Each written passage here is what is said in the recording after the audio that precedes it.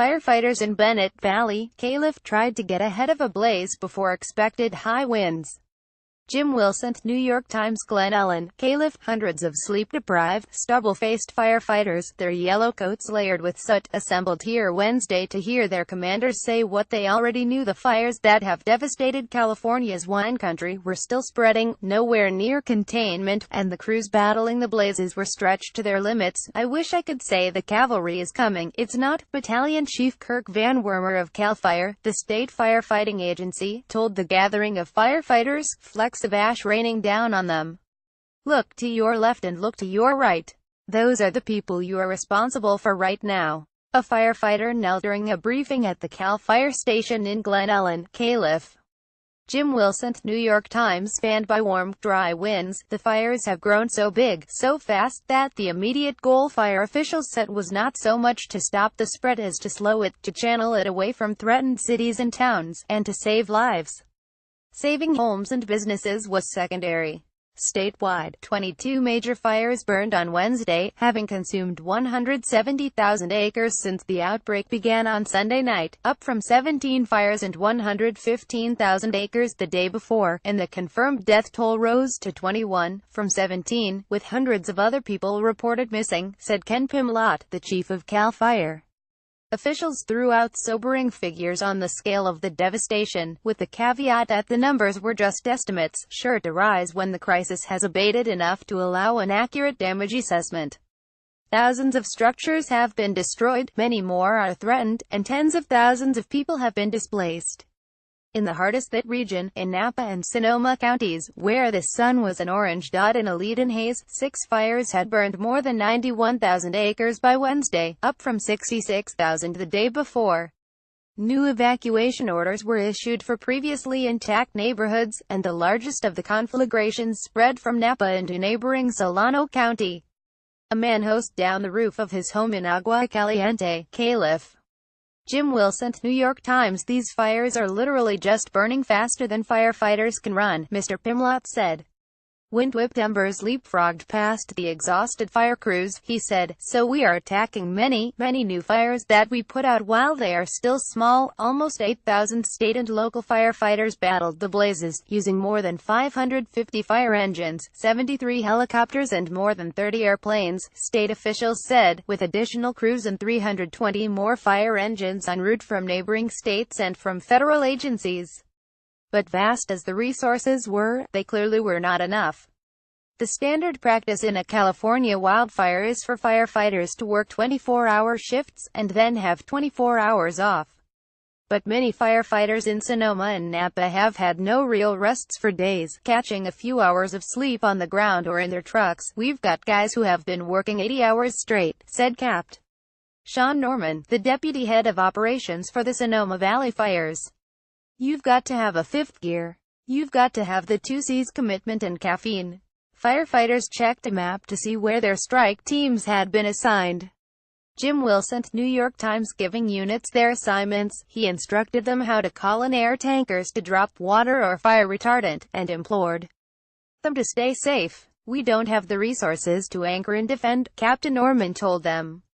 With wind gusting from the north, fire crews primarily formed lines along the southern flanks of the fires, often carrying heavy gear through rugged terrain, trying to slow or stop the spread. They doused the flames and threatened vegetation with hoses, and firefighters and National Guard troops used bulldozers, shovels and axes to clear brush and trees, to create fire breaks.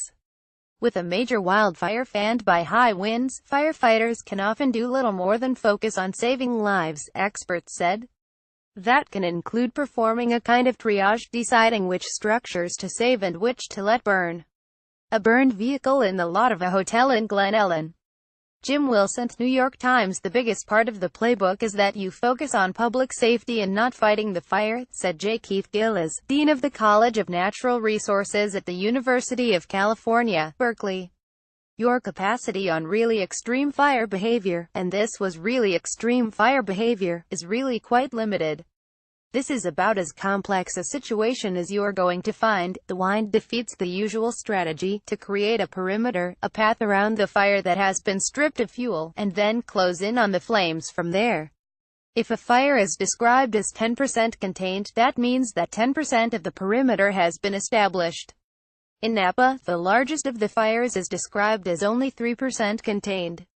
A firefighter from the Petaluma Fire Department on a ranch in Bennett Valley. Jim Wilson, New York Times. You have to just wait for Mother Nature to take a rest before you can flank the fire and put a perimeter around it, said Bob Roper, a consultant and former fire chief in Ventura County, California. He added that ordinarily, fire commanders can call on resources from around the state to fight a major blaze, but having so many places in flames at once limits their ability to do that. In Bennett Valley near Santa Rosa, a ranch owner had left the sprinklers on before fleeing, and, even as a fire engulfed a nearby mountain and spread toward the ranch, black and white cows grazed in an untouched pasture nearby. A few firefighters doused the property perimeter, but within minutes, small, new patches of flame flared up. It had been like that for days, hindering progress, and making it impossible to defend each structure.